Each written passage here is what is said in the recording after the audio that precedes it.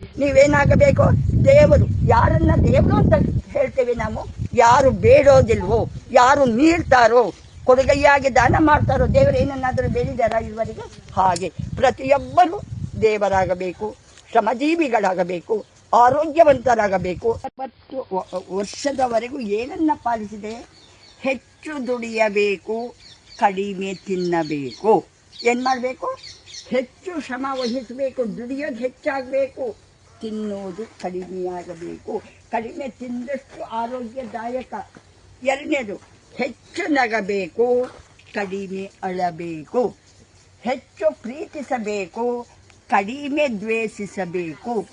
ಹೆಚ್ಚು ಆರೋಗ್ಯವಂತರಾಗಿರಬೇಕು, ಸೋಮಾರಿಗಳು ಆಗಿರಬಾರದು.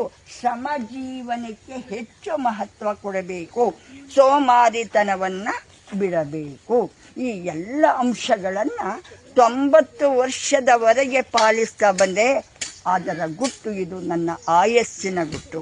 ಯುವ ಜನಾಂಗ ಏನಿದ್ದೀರ, ಭಾರತದ ಬೆನ್ನೆಲುಬು.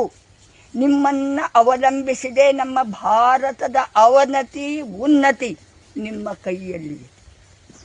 ಮೊದಲೇನಾಗಬೇಕು? ಎಲ್ಲ ಮಾಲಿನ್ಯ ಆಗೋದಕ್ಕೆ ಕಾರಣ ನಮ್ಮ ಮನಸ್ಸಿನ ಮಾಲಿನ್ಯ.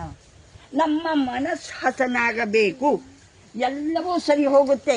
ಮಣ್ಣು ಕಲುಷಿತ, ನೀರು ಕಲುಷಿತ, ಗಾಳಿ ಕಲುಷಿತ, ಆಕಾಶ ಕಲುಷಿತ, ಎಲ್ಲವೂ ಕಲುಷಿತ ಆಗಲಿಕ್ಕೆ ಮುಖ್ಯ ಕಾರಣ ಏನು? ನಮ್ಮ ಮನಸ್ಸು ಕಲುಷಿತ ಆಗಿದೆ, ಕಶ್ಮಲಗಳಿಂದ ಕೂಡಿದೆ. ನಾವು PhD ಮಾಡ್ತೇವೆ, ಶೋಧನೆ ಮಾಡ್ತೇವೆ, ಸಂಶೋಧನೆ ಮಾಡ್ತೇವೆ, ಏನೆಲ್ಲ ಇಂಜಿನಿಯರಿಂಗ್ ವಿದ್ಯಾರ್ಥಿಗಳಿದ್ದೀರಾ, ನಿಮ್ಮ ಆಂತರ್ಯಕ್ಕೆ ಇಳಿದಿದ್ದೀರಾ? ನಿಮ್ಮ ಮನಸ್ಸಿನಲ್ಲಿ ಇರ್ತಕ್ಕಂಥ ಕಸ, ಕಡ್ಡಿ, ಕುಂದು ಕೊರತೆ, ದೋಷ, ದೌರ್ಬಲ್ಯಗಳೇನಿದೆ ಎಲ್ಲವನ್ನ ಮೆಟ್ಟಿ ನಿಂತಿದ್ದೀರಾ? ಅದು ಮಾಡಬೇಕು. ಏನನ್ನ ಮಾಡಬೇಕು? ಮನಸ್ಸಿನ ಸಂಶೋಧನೆ. ನಾನು ಹೇಗಿದ್ದೇನೆ, ನನ್ನ ಮನಸ್ಸು ಹೇಗಿದೆ?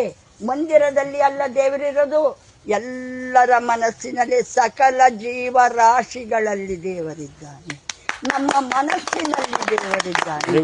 ನೀವು ಪ್ರತಿಯೊಬ್ಬರೂ ದೇವರಾಗಬೇಕು. ಇದು ನನ್ನ ವಿನಂತಿ, ಸವಿನಯ ಪ್ರಾರ್ಥನೆ. ನೀವೇನಾಗಬೇಕು?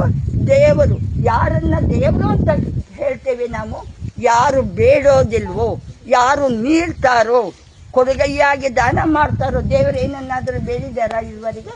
ಹಾಗೆ ಪ್ರತಿಯೊಬ್ಬರು ದೇವರಾಗಬೇಕು, ಶ್ರಮಜೀವಿಗಳಾಗಬೇಕು, ಆರೋಗ್ಯವಂತರಾಗಬೇಕು, ದೃಢಕಾಯರಾಗಬೇಕು, ಮಿತವ್ಯಯಿಗಳಾಗಬೇಕು. ಈಗ ಹೇಳಿದ್ರಲ್ಲ ಪ್ಲಾಸ್ಟಿಕ್,